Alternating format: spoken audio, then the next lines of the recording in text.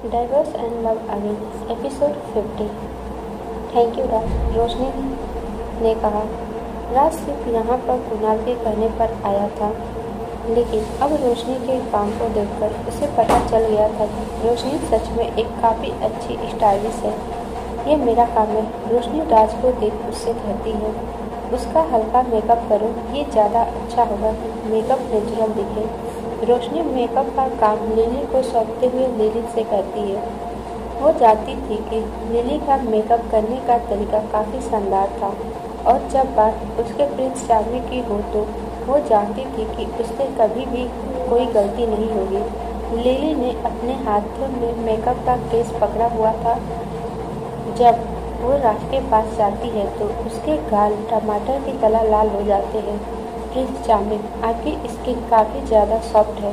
Prince charming, आप काफ़ी ज़्यादा अट्रैक्टिव लग रहे हैं। प्रिंस चार्मिंग, आपकी आंखें कितनी बड़ी हैं, आपको कॉन्टैक्ट लेंस पहनने की भी ज़रूरत नहीं है। लिली राज का मेकअप करते हुए लगातार उसकी चापलूसी कर रही थी। रोशनी से अब और लिली की पागलपंती देखी नहीं जा रही थी, इसीलिए वो उस मेकअप रूम से बाहर चली जाती है ताकि वो सांस ले सके। Mobile phone press conference hotel में आयोजित की गई थी। क्लोवर सपोर्ट ग्रुप के कुछ सदस्यों को जब इस बारे में खबर मिली कि उनका प्रिंस चार्मिंग यहाँ आया है, तब से वे प्रिंस चार्मिंग की चुपके से तस्वीर लेने के लिए होटल में हाथ लगाकर बैठे हुए थे। कुछ लड़कियाँ जो राज की फैन थी होटल के चारों तरफ घूम रही थी ताकि उन्हें उनका प्रिंस चार्मिंग देखने को मिल जाए। जब रोशनी मेकअप रूम से बाहर निकलती है तो वो उन लड़कियों से टकरा जाती है। ये सब अचानक हुआ था, इसीलिए रोशनी खुद को संभाल नहीं पाती और गिरने लगती है कि तभी कोई शख्स रोशनी का हाथ पकड़कर उसे अपनी तरफ खींचकर गले लगा लेता है। इससे पहले कि रोशनी कोई प्रतिक्रिया दे पाती, उसे एक जानी पहचानी आवाज़ सुनाई देती है। क्या तुम ठीक हो? इतना कहने के साथ ही कुणाल रोशनी को देखने लगता है, लेकिन उसने अभी भी रोशनी को खुद से अलग नहीं किया था। रोशनी को भी उसका चेहरा नजर आ जाता है। कुणाल को देखते ही रोशनी जल्दी से कुणाल से अलग होते हुए उसे दूर धकेल देती है। थैंक यू सीयूसी, मैं ठीक हूँ, रोशनी बिना किसी भाव से कुणाल से कहती है। क्लोवर फ्रेंड जल्दी से रोशनी से माफ़ी मांगते हैं। वे रोशनी को गिराना नहीं चाहते थे। उन लोगों से गलती से रोशनी को धक्का लग गया था। वो लोग तो सिर्फ अपने प्रिंस चार्मिंग से मिलना चाहते थे। रोशनी उन लोगों को समझाते हुए कहती है कि ये बैक स्टेज है, उन्हें सामने जाकर वेट करना चाहिए। रोशनी उन लोगों को समझा ही रही थी कि उन फैन गर्ल्स की नज़र कुणाल के खूबसूरत चेहरे पर पड़ती है। कुणाल को देखते ही वे लोग मंत्रमुग्ध हो जाते हैं। उन लोगों ने आज ऐसा आदमी देखा था जो उन लोगों के आइडियल से भी ज़्यादा हैंडसम और सुंदर था। वो लोग अनिच्छा से जाने लगते हैं, पर वे बार बार पीछे मुड़कर कुणाल को ही देखे जा रहे थे। सुनो, ये तो सिंह कॉर्पोरेशन के सीईओ मिस्टर कुणाल सिंह है ना? एक लड़की दूसरी लड़की से कहती है। हाँ, ये तो वही है, इनकी वाइफ ने ही इन्हें डिवोर्स दिया है। अभी कुछ समय पहले ही मैंने सुना है कि ये अपनी वाइफ से जिस दिन दोबारा शादी करने वाले थे, उसी दिन इनकी वाइफ ने इन्हें डंप कर दिया। मुझे लगता है कि उनकी पत्नी जरूर ही अंधी होगी जो उसने इतने सुंदर आदमी को छोड़ दिया। शायद वो बेड पर अच्छा नहीं होगा।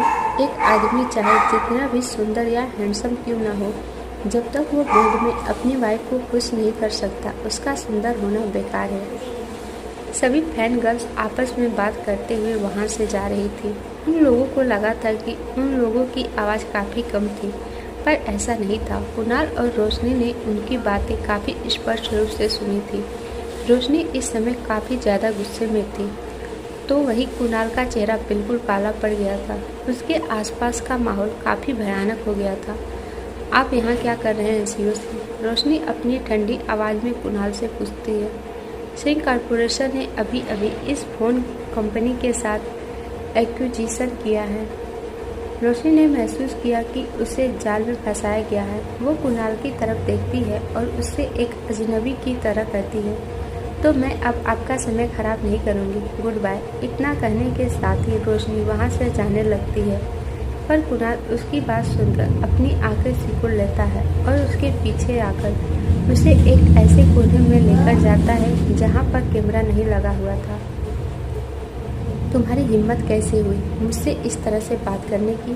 तुमने मुझे फिर से सीओ सिंह कहा। कुणाल रोशनी के कान के पास झुक उससे कहता है, अपनी बात खत्म कर। वो एक गहरी सांस लेता है।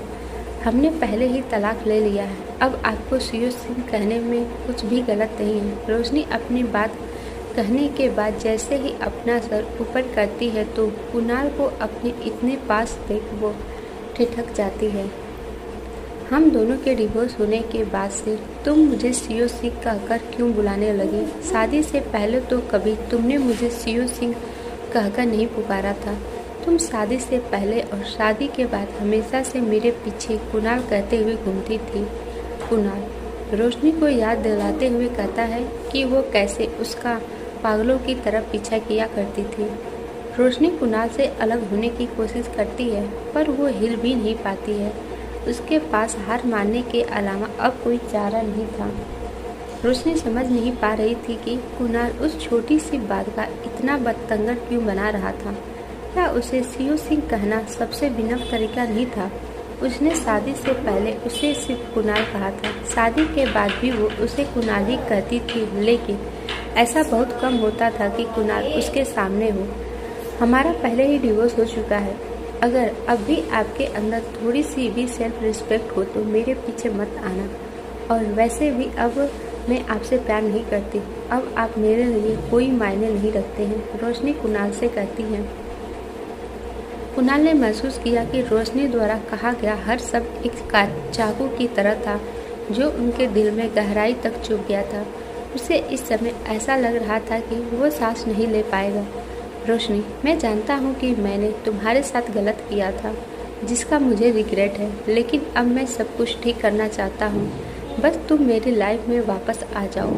कुणाल रोशनी को देखते हुए उससे कहता है। उसकी काली गहरी आंखें इस समय अकेलेपन से भरी हुई थी। उसे देख ऐसा लग रहा था कि वो कोई छोटा बच्चा था जिसे अकेला छोड़ दिया गया था। कुणाल अपनी बातों में इतना खो गया था कि उसका ध्यान ही नहीं गया कि उसकी पकड़ रोशनी के ऊपर ढीली पड़ गई थी। रोशनी तुरंत ही वहाँ से जाना चाहती थी, लेकिन कुणाल की उन अकेलेपन से भरी आंखों को देखकर उसे दर्द महसूस होता है, पर वो जल्दी से अपनी फीलिंग्स को दबा लेती है। फिर वो एक गहरी सांस लेकर कुणाल से कहती है, कुणाल, हम दोनों का जो रिश्ता था उसका यही अंजाम होना था। मैं सिंह परिवार को शर्मिंदा नहीं करना चाहती थी। मैं अब ना तो तुमसे प्यार करती हूँ और ना ही कभी किसी और से फ्यूचर में करूँगी। मैं अब कभी भी दोबारा शादी भी नहीं करूँगी। रोशनी अब सिर्फ वो करना चाहती थी जो उसे पसंद था। वो अब फिर से टूटना नहीं चाहती थी, इसीलिए अब उसने अपने दिल के सारे रास्ते बंद कर दिए थे। एपिसोड 51। रोशनी अपनी बात कहने के बाद वहाँ से चली जाती है। कुणाल अभी भी वहीं पर खड़ा था। रोशनी के जाने के बाद अब उसका अकेलापन खत्म हो जाता है, जिसकी जगह कन्फ्यूजन ले लेता है। इंटरनेट के अनुसार आप जिससे प्यार करते हैं सिर्फ उन्हें ही अपनी सच्ची फीलिंग दिखानी चाहिए, जो कुणाल के लिए बहुत मुश्किल था। फिर भी उसने वही कहा जो इंटरनेट ने उसे दिखाया, पर फिर भी सब कुछ बेकार हो गया। हालांकि वह यह सुनकर खुश था कि वह फिर कभी शादी नहीं करेगी। कम से कम उसके पास अभी भी एक मौका होगा ताकि वो उसका दिल जीत सके। ये सोचकर कुणाल की खुशी का ठिकाना नहीं रहता है, लेकिन उसे इंटरनेट पर दिखाए गए नुस्खों पर बहुत ही ज़्यादा गुस्सा आ रहा था। रोशनी जब मेकअप रूम में पहुंचती है तो वो देखती है कि लिली ने राज का मेकअप पहले ही पूरा कर लिया था। जैसा कि उसने उम्मीद की थी बिल्कुल वैसा ही हुआ। लिली ने काफ़ी नेचुरल मेकअप किया था, जिसे देखकर कोई भी नहीं कह सकता था कि राज ने मेकअप भी किया है। वो काफ़ी ज़्यादा हैंडसम दिख रहा था। राज का मेकअप करने के बाद लिली अपना फ़ोन निकालती है और राज की लगातार फ़ोटो खींचने लगती है। राज इतना ज़्यादा सुंदर और हैंडसम दिख रहा था कि लिली को कोई भी फिल्टर यूज नहीं करना पड़ा। उसमें से सबसे बेस्ट फ़ोटो मुझे भेजो। रोशनी ने लिली के द्वारा ली गई तस्वीरों को देखते हुए कहा। लिली तुरंत ही खुशी खुशी रोशनी को राज की फ़ोटो सेंड कर देती है। फिर वो रोशनी की तरफ देख उससे शरारत से पूछती है, तो मेरे प्रिंस चार्मिंग को देखकर दंग रह गई ना। रोशनी लिली को अपनी आंखों से घूरती है। फिर वो उन फोटो को देखती है जिसे लिली ने उसे भेजा था। उन फोटो के डाउनलोड होने के बाद उसे अपने इंस्टा अकाउंट पर पोस्ट करते हुए नीचे एक कैप्शन डालती है, नए स्टूडियो का ट्रायल ओपनिंग शुरू होता है। आप सभी का स्वागत है मेरे नए स्टूडियो में। आज राज खुद से काफ़ी ज़्यादा सेटिस्फाई था। वो रोशनी के काम से काफ़ी ज़्यादा इम्प्रेस हुआ था। उसका ध्यान उस फ्लोवर ब्रोच पर जाता है जिसे रोशनी ने उसे पहनाया था। आपके स्टूडियो का नाम क्या है? आपके लिए मुफ्त में साइन बोर्ड बना सकता हूँ। आपको जीवन में एक बार मिलने वाले इस अवसर का लाभ उठाना होगा। राज रोशनी को देख उससे कहता है। राज एक अच्छे मूड में था और उसका लहजे में भी उसी को महसूस किया जा सकता था। मैंने आपको इंस्टा पर टैग किया है। मेरे अकाउंट का नाम रोशनी प्लस यामिनी यानी कि निया है। रोशनी राज को देख उससे कहती है, ये कैसा नाम है? राज अपनी नापसंदगी नहीं छुपाता है और रोशनी से सीधा कह देता है, ये नाम मैंने अपना और मेरे मास्टर का मिलाकर रखा है। अगर तुमने अब एक और शब्द भी कहा तो तुम एक या दो से ज़्यादा लोगों को नाराज कर दोगे। रोशनी राज की बात सुन उसे तुरंत जवाब देते हुए कहती है। राज जानता था कि यामिनी राणा कौन थी और अगर उनके फैंस नाराज हो गए तो ऐसे में वो भी नहीं जानता था कि उसके साथ क्या होगा। इसीलिए वो अनिच्छा से अपना मुंह बंद कर लेता है। कुछ देर बाद कुणाल अंदर आ गया। वे अब इस मोबाइल फ़ोन ब्रांड के मालिक थे, इसलिए उनका यहाँ आना कोई आश्चर्य की बात नहीं थी।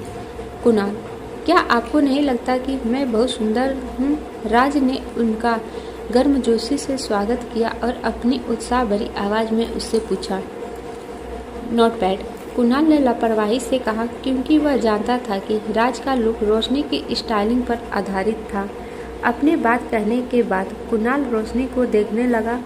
रोशनी जानती थी कि कुणाल उसे ही देख रहा था, पर वो उसे पूरी तरह से नज़रअंदाज कर देती है। प्रोग्राम शुरू होने वाला था, इसीलिए राज के साथ लिली उस रूम से बाहर निकल जाती है, क्योंकि रोशनी ने उसे राज के मेकअप का ध्यान रखने के लिए कहा था। अब उस रूम में सिर्फ रोशनी और कुणाल ही थे। रोशनी को अभी सब सामानों की पैकिंग करनी थी, इसीलिए वो जाने लगती है। जब वो कुणाल के पास से गुजरती है तो कुणाल उसे रोकते हुए कहता है, रोशनी, मैं कुछ दिनों में एक प्रेस कॉन्फ्रेंस अनाउंस करने जा रहा हूँ। मैं चाहता हूँ कि तुम मुझे स्टाइल दो। कुणाल ने ये कहने के लिए बहुत हिम्मत जुटाई थी। कुणाल की बात सुन रोशनी का दिमाग कई सवालों से भर जाता है। वो सोचने लगती है कि क्या कुणाल ने अपना करियर चेंज कर लिया है? क्या अब वो एक सेलिब्रिटी बन गया है? बिजनेसमैन से जो उसे एक स्टाइलिस्ट की ज़रूरत पड़ रही है। ये परेशान करने वाला आदमी आखिरकार चाहता क्या है? जो कपड़े मैंने पहले किसी भी प्रेस कॉन्फ्रेंस में पहने थे वे सभी तुमने ही डिसाइड करके संजय को बताए थे, लेकिन अब मेरे पास तुम्हारी तरह ब्यूटी स्टैंडर्ड्स वाली कोई भी लेडी नहीं है, इसीलिए ये सब मेरे लिए बहुत ही ज़्यादा परेशानी भरा है। कुणाल रोशनी से कहता है। उसकी गहरी आवाज़ किसी को भी मदहोश कर सकती थी। रोशनी ये बात भूल गई थी कि कुणाल भले ही राज की तरह एक फर्स्ट क्लास सेलिब्रिटी नहीं था, लेकिन वो एशिया का एक नंबर 1 बिजनेसमैन था जो किसी सेलिब्रिटी से कम नहीं था। उसे सभी बिजनेस पार्टी में एक हाई क्लास का लुक चाहिए होता था।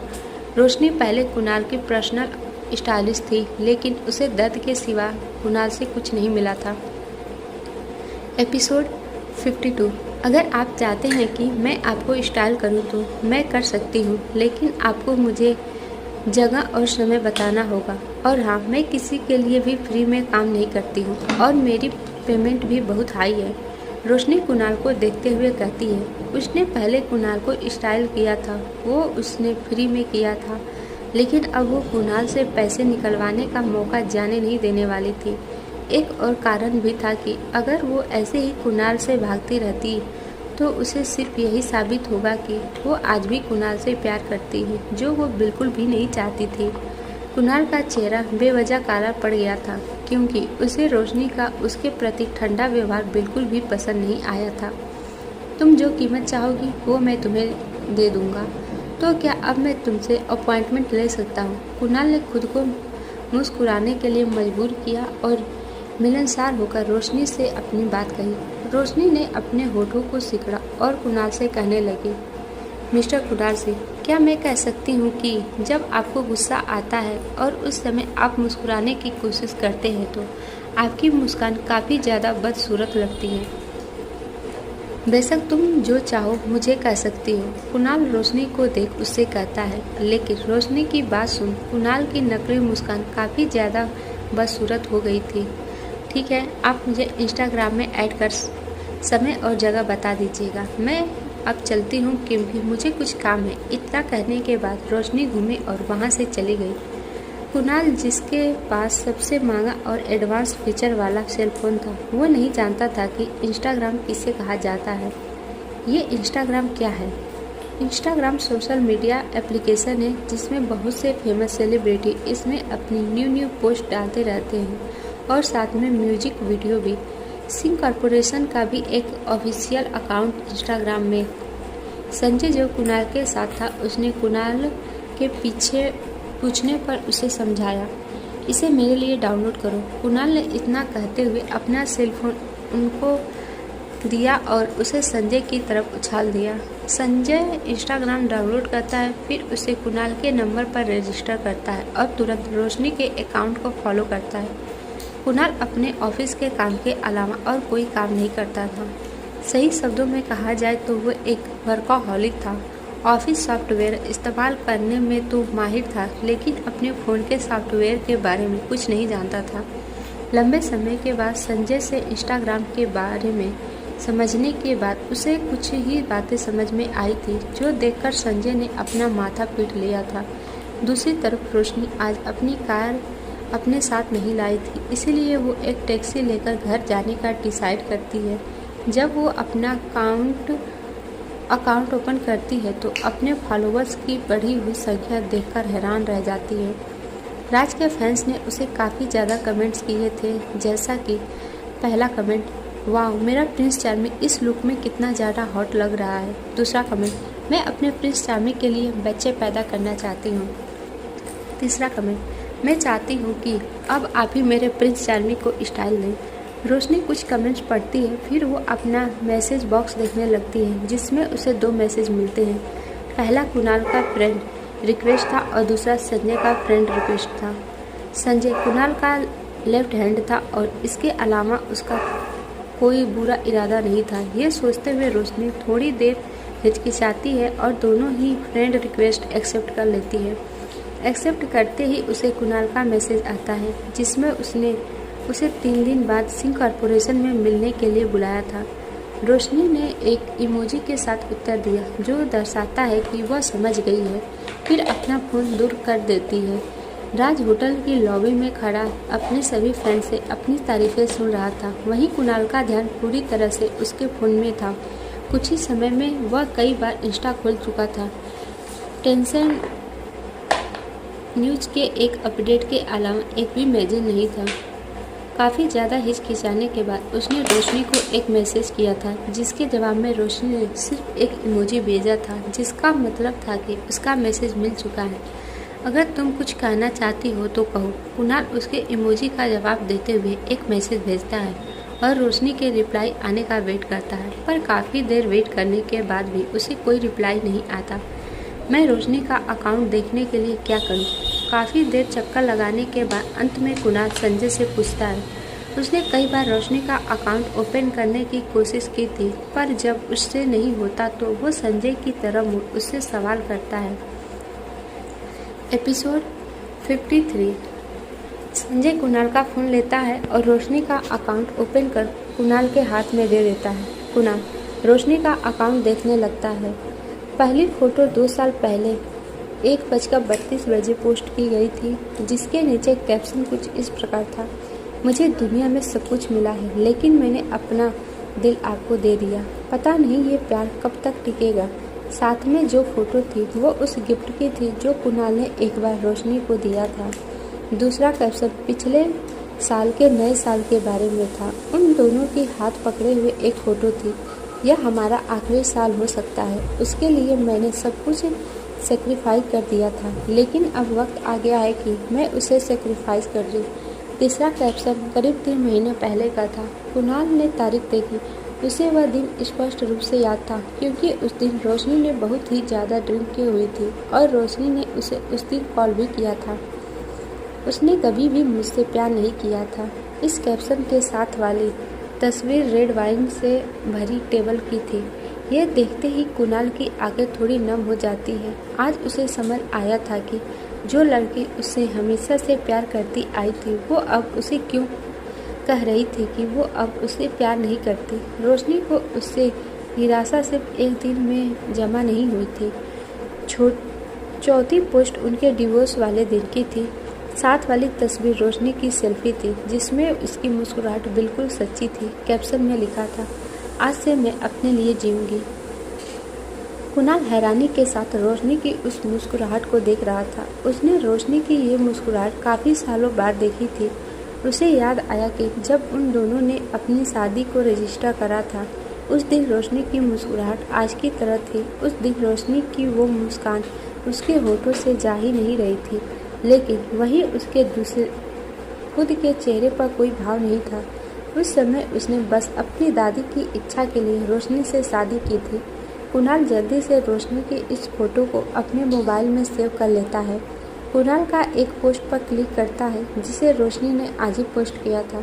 मैं अपने मास्टर को कभी भी निराश नहीं करूंगी। इस कैप्शन के साथ ही रोशनी के स्टूडियो के प्रोफाइल पेज का स्क्रीनशॉट था। कुणाल लॉग आउट करता है, तभी उसका ध्यान इस बात पर जाता है कि रोशनी ने अभी भी उसके मैसेज का कोई जवाब नहीं दिया था। इसीलिए उसने फ़ोन के नोटिफिकेशन वॉल्यूम को सबसे तेज कर दिया और फ़ोन को अपनी जेब में रख लिया। उसकी आंखें इस समय सिकुड़ गई थी। रोशनी अपने स्टूडियो में वापस लौटी और उसने कुणाल का मैसेज देखा। उसने कोई उत्तर नहीं दिया और इसके बजाय लिली का इंस्टाग्राम मैसेज खोल दिया। एक वॉइस मैसेज था, जिसमें कहा गया था, रोशनी अपने इंस्टा अकाउंट को देखो। एक सेलिब्रिटी के रूप में मेरे प्रिंस चार्मी को पॉपुलैरिटी औसम है। रोशनी ने अपना इंस्टा अकाउंट खोला और महसूस किया कि उसके फैंस की संख्या पहले ही 5 मिलियन से अधिक हो चुकी थी। ऐसा केवल इसलिए था क्योंकि उसने राज को टैग किया था। राज ने अभी अभी अपना काम पूरा किया था और उसने अपने मैसेज को रोशनी के स्टूडियो को अपनी पोस्ट में टैग करने का ऑर्डर दिया था। हालांकि राज पहले से कुणाल के ऑर्डर्स को फॉलो कर रहा था, लेकिन अब उसे लगा कि उसे एक डायमंड मिल गया है। उन्हें न केवल इतना अच्छा स्टाइलिश मिला, बल्कि उसे एक प्यारी सी फैन गर्ल भी मिल गई, जिससे उसने अब दोस्ती कर ली थी। राज के द्वारा इंस्टा पर फॉलो पोस्ट किए जाने के बाद लायरा खुद को रोक नहीं पाई और उसने एक फ़ोटो पोस्ट करते हुए लिखा, रोशनी क्या मेरी शैली इतनी अच्छी नहीं कि आपके ब्रांड की पहचान बन सके। @निया स्टूडियो। इसके साथ चौसम में उसकी एक तस्वीर थी। इस पोस्ट के साथ ही निया स्टूडियो, राज और लायरा हॉट न्यूज़ बन गए थे। अभी कुछ दिनों से मेरी तबीयत खराब थी, इसीलिए मैं कोई पोस्ट नहीं कर पाई थी, निया ने मैसेज किया। एपिसोड 54। इंस्टाग्राम के कस्टमर सर्विस का कॉल रोशनी को आता है। वे रोशनी को स्पेसिफिक ऑफिशियल पेज में से एक बनने के लिए इनवाइट करते हैं। रोशनी ने तुरंत ही सभी इम्पोर्टेंट डॉक्यूमेंट्स इकट्ठा किए और एप्लीकेशन जमा कर दिया। उसके सबमिशन को कस्टमर सर्विस द्वारा जल्दी ही अप्रूव कर लिया गया था। फिर उसने अपने अकाउंट में एक मैसेज पोस्ट किया, जो इस प्रकार से थे, आप सभी के प्यार और ट्रस्ट के लिए थैंक यू। रोशनी के इस पोस्ट के साथ ही लायरा के फैंस काफ़ी ज़्यादा एक्साइटेड हो गए थे और वे लोग जल्दी जल्दी इस पोस्ट को शेयर भी कर रहे थे। वो ये जानने के लिए एक्साइटेड थे कि अगले इवेंट में लायरा का लुक क्या होने वाला था। राज भी अपने अकाउंट में एक पोस्ट शेयर करता है, जिसमें उसने लिखा था कि उसने निया स्टूडियो के साथ एक कॉन्ट्रैक्ट साइन किया है। अब वो निया स्टूडियो का VIP कस्टमर है। रोशनी राज के पोस्ट को देखती है और डर जाती है कि अब लायरा और राज के फैंस आपस में ही लड़ने लगेंगे। पर उसकी सोच के उलट दोनों के ही फैंस इस बात से खुश थे कि उन दोनों की ही स्टाइलिश रोशनी थी और शायद राज और लायरा एक कपल भी बन जाए। रोशनी अब लोग आउट कर देती है, तभी उसे लायरा का कॉल आता है। रोशनी, मैंने तुमसे कहा था ना कि मैं तुम्हारी VIP कस्टमर बनूंगी। रोशनी के कॉल अटेंड करते ही दूसरी तरफ से लायरा की आवाज़ आती है। तुम्हें क्या चाहिए, पहले तुम ये बताओ, रोशनी लायरा से कहती है।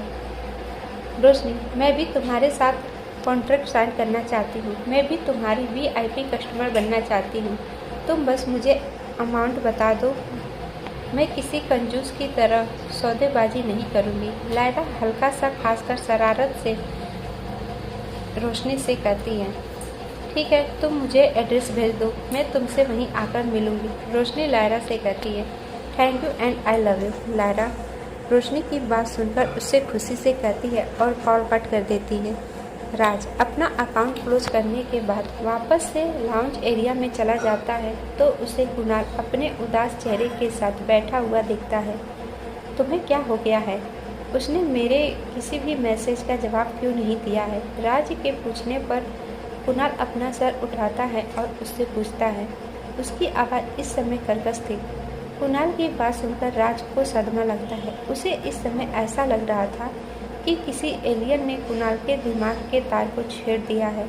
जो वो इस तरह की बात कर रहा था, उसे यकीन नहीं हो रहा था कि क्या सच में उसके सामने कुणाल बैठा है। शायद वो अभी बहुत बिजी होगी क्योंकि उसने अभी अभी अपना स्टूडियो स्टार्ट किया है। राज के पास ये कहने के अलावा और कोई चारा नहीं था। तुमने कब इंस्टाग्राम डाउनलोड किया? जल्दी से मेरा QR स्कैन करो, मैं एक ग्रुप बनाऊंगा। राज ने तुरंत विषय बदल दिया। कुणाल ने मना करने के लिए अपना हाथ हिलाया। क्या तुम अभी भी मेरे दोस्त हो? यह मत भूलो कि मैंने तुम्हारी कितने ज़्यादा मदद की है। जल्दी करो, इसे स्वयं स्कैन करें। राज की बात सुन कुणाल ने अहंकार से कहा। राज ने कुणाल का फ़ोन उठाया और कुशलता से एक दूसरे को दोस्त के रूप में जोड़ा। फिर उसने the 4 most handsome man in Bangalore city नाम से एक ग्रुप बनाया। इस ग्रुप में राज, काव्यांश, कुणाल और तन्मय शामिल थे। कुणाल ने अपना फ़ोन लिया और ग्रुप का नाम देखा। उसे देखते ही उसका पहला विचार ग्रुप से हटने का था। ऐसा हास्यास्पद नाम उसकी पर्सनालिटी को सूट नहीं करता था। तन्मय ने देखा कि कुणाल ने WeChat डाउनलोड कर लिया है तो वो खुशी के साथ कुणाल को हाय का मैसेज करता है। काव्यांश के पास पिछले 2 दिनों में बहुत काम था, इसीलिए उसके पास अपने फ़ोन को देखने का समय नहीं था। इसीलिए उसने इस नए ग्रुप के बनने पर कोई भी प्रतिक्रिया नहीं दी। एपिसोड 55। तन्मय जल्दी से इस नए ग्रुप में मैसेज करता है। भाई, क्या ये आप हैं? आपके सबसे प्यारे भाई ने अभी आपको फ्रेंड रिक्वेस्ट भेजी है, जल्दी से इसे एक्सेप्ट करें। भाई जल्दी करो भाई, आपका प्यारा सा छोटा सा भाई वेट कर रहा है, प्लीज़ जल्दी से मेरी फ्रेंड रिक्वेस्ट को एक्सेप्ट करें। एक बाद एक तन्मय के मैसेज आने लगते हैं। तुम बहुत शोर कर रहे हो। कुणाल ने इतना मैसेज किया, फिर उसके बाद उसने तन्मय की फ्रेंड रिक्वेस्ट एक्सेप्ट कर ली। फिर उसने अपनी प्रोफाइल खोली और अपनी और रोशनी की वेडिंग ड्रेस में एक फ़ोटो अपलोड कर दी, जिसके तुरंत बाद राज का कमेंट आता है। प्यार में पड़ा हुआ आदमी काफ़ी ज़्यादा डरावना होता है। इस कमेंट को पढ़ने के बाद तन्मय हैरान हो गया था। वो तुरंत एक इमोजी सेंड करते हुए एक कमेंट सेंड करता है। तन्मय, मेरे भाई के ऊपर किसी ने जादू टोना कर दिया है। अगले दिन लायरा की एक फिल्म शूटिंग होने वाली थी। यह फिल्म एक रोमांटिक फिल्म थी और यह फिल्म एक यंग गर्ल के पहले प्यार की कहानी पर बेस्ड थी। रोशनी ने लायरा के लिए एक ड्रेस डिज़ाइन की थी जिसका प्रिंट फ्लावर शेप में था। उसने लायरा की हाई पोनी टेल रखी थी और हल्के फुल्के मेकअप के साथ कुछ एक्सेसरीज थी जिससे उसने अभी कुछ देर पहले ही डिज़ाइन किया था। लायरा एक यंग गर्ल की तरह दिख रही थी। रोशनी लायरा की कुछ पिक्चर्स लेती है, फिर उसे अपने अकाउंट पर पोस्ट कर देती है। बाहर काफ़ी ज़्यादा ठंड थी, इसीलिए रोशनी ने लायरा के लिए एक जैकेट भी बनाई थी। कुछ देर बाद लायरा रोशनी के पास आती है और उसे गले लगाकर कहती है, रोशनी, तुम कमाल की हो। लायरा इस समय काफ़ी ज़्यादा खुश थी क्योंकि उसके इस लुक की वजह से लोगों ने उसकी काफ़ी ज़्यादा तारीफ की थी कि वो काफ़ी यंग दिख रही है। रोशनी ने जो कपड़े लायरा के लिए पसंद किए थे उन्हें पहनकर लायरा को ऐसा लग रहा था कि वो हाई स्कूल की यंग गर्ल है। जल्दी जाओ और अपने कपड़े चेंज कर लो क्योंकि अभी कुछ ही देर में तुम्हारा दूसरा शूट होने वाला है। रोशनी लायरा से अलग होते हुए उससे कहती है।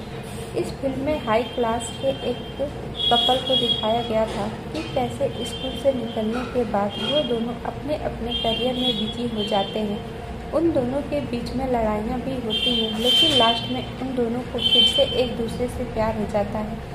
शूटिंग से एक रात पहले ही रोशनी ने स्क्रिप्ट राइटर को मैसेज किया था कि उसे लायरा की कुछ स्क्रिप्ट चाहिए ताकि वो उसके अनुसार सही कपड़े तैयार कर सके। रोशनी के मैसेज को देखने के बाद स्क्रिप्ट राइटर ने उसे साफ साफ मना कर दिया था स्क्रिप्ट भेजने से क्योंकि कुछ ऐसे लोग थे जो पैसों के लालच में स्क्रिप्ट किसी और को बेच देते थे। पर रोशनी के आगे वो हार मान गया था क्योंकि रोशनी ने उससे कुछ ऐसा कहा था जिससे वो राइटर काफ़ी ज़्यादा इम्प्रेस हुआ था। एक आर्टिस्ट की स्टाइलिंग डिज़ाइन किसी लग्जरी ब्रांड से नहीं होती है बल्कि उसके लिए हमें ये पता होना चाहिए कि आखिर सिचुएशन क्या है। मैं बस ये जानना चाहती हूँ कि पूरी कहानी क्या है ताकि मैं लायरा के लिए सही कपड़े डिज़ाइन कर सकूँ। रोशनी की इस बात से राइटर को काफ़ी ज़्यादा इम्प्रेस किया था। आखिर में राइटर ने रोशनी के ऊपर भरोसा करके उसे स्क्रिप्ट भेज दी थी लेकिन उससे पहले उसने रोशनी से ही ईमेल के थ्रू एक कॉन्ट्रैक्ट पर साइन करवाया था। स्क्रिप्ट को पढ़ने के बाद रोशनी ने उसे तुरंत ही डिलीट कर दिया था। एक और ड्रेस है, ये कहते हुए लायरा की आंखें चमक रही थी। वो अब और वेट नहीं करना चाहती थी। रोशनी लायरा को एक पिंक कलर का बिजनेस सूट निकाल कर देती है। लायरा उस सूट को पहनकर आती है जिसके बाद रोशनी उसके बालों को अच्छे से डिज़ाइन करती है और साथ ही हैवी मेकअप भी। उसने जो रेड लिपस्टिक लगाई थी उससे वो एक एलिगेंट लेडी की तरह दिखने लगी थी। लायरा जब अपने आप को मिरर में देखती है तो वो दंग रह जाती है। हैरान मत हो क्योंकि अब तुम एक फीमेल एलाइट हो जाने हो अपने वर्क प्लेस पर। यही तुम्हारा अगला रोल है और ये रहा तुम्हारा पर्स। क्या तुम इस लुक से सेटिस्फाई हो? रोशनी लायरा को पर्स पकड़ाते हुए पूछती है जिसे सुनने के बाद वो बोलती है, हाँ ऑफकोर्स मैं पूरी तरह से सेटिस्फाई हूँ। तुम हमेशा मुझे चौंका देती हो। लायरा ने अपना बैग लिया और रोशनी से कहा। वो अब एक फीमेल एलाइड की तरह लग रही थी लेकिन अगले ही पल लायरा अपनी शरारती मूड में आ जाती है। वो रोशनी की ठुड्डी को अपने उंगलियों से ऊपर उठा हंसते हुए उससे पूछती है, हाँ हाँ हाँ क्या अब मैं एक फीमेल एलाइड की तरह लग रही हूँ? रोशनी उसे एक वार्निंग भरा लुक देती है जिसके बाद लायरा फिर से अपने कैरेक्टर में घुस जाती है। रोशनी लायरा की कुछ फ़ोटो लेती है फिर उसकी लिपस्टिक ठीक कर उसे उसकी शूटिंग के लिए भेज देती है। अब रोशनी का भी घर जाने का समय आ गया था इसीलिए वो टैक्सी लेकर अपने स्टूडियो की तरफ निकल जाती है। टैक्सी में ही बैठे बैठे वो लायरा की एक और फ़ोटो इंस्टा पे शेयर करती है जिसके नीचे लिखा था, जिन आर्टिस्ट के साथ हम काम करते हैं उनके पास अलग अलग डिज़ाइन के बहुत से कपड़े होते हैं जो आपको शॉक कर देते हैं। साथी वाली पिक लायरा के पिंक कलर के बिजनेस सूट में थी। मुझे आपकी स्टाइलिंग काफ़ी ज़्यादा पसंद है। ओह गॉड मिस निया, आप हम जैसे नॉर्मल लोगों के लिए कब डिज़ाइन करेंगी? मैं आपकी बहुत बड़ी फ़ैन हूँ। निया स्टूडियो सच में काफ़ी काबिल है। रोशनी के पोस्ट के नीचे बहुत से कमेंट आने लगते हैं जिनका आंसर करते हुए वो बस इतना लिखती है, ये मेरी आर्ट का सिर्फ छोटा सा नमूना है, अभी कुछ देखना बाकी है, बहुत कुछ देखना बाकी है। रोशनी के अब बहुत से सेलिब्रिटी फ़ैन बन चुके थे जो रोशनी से अपना स्टाइलिंग करवाना चाहते थे पर इतने सारे लोगों को रोशनी अकेले नहीं संभाल सकती थी इसीलिए उसे कुछ लोगों को स्टाइल करने चाहिए और किन लोगों को नहीं। इसके लिए उसने एक सिलेक्शन प्रोसेस किया। ये सिलेक्शन प्रोसेस सेलिब्रिटी की हैसियत या और किसी चीज़ के बारे में नहीं था बल्कि ये सामने वाले के नेचर के बारे में थी कि वो किस तरह का आदमी है। रोशनी उन लोगों को स्टाइल नहीं देना चाहती थी जो बेईमान थे। आप सबको ये पार्ट कैसा लगा प्लीज़ कमेंट करके बताना ना भूलिएगा। और जिन्होंने भी हमारे चैनल को सब्सक्राइब नहीं किया है, प्लीज़ आप सब चैनल को सब्सक्राइब कर लीजिएगा। मिलते हैं नेक्स्ट एपिसोड।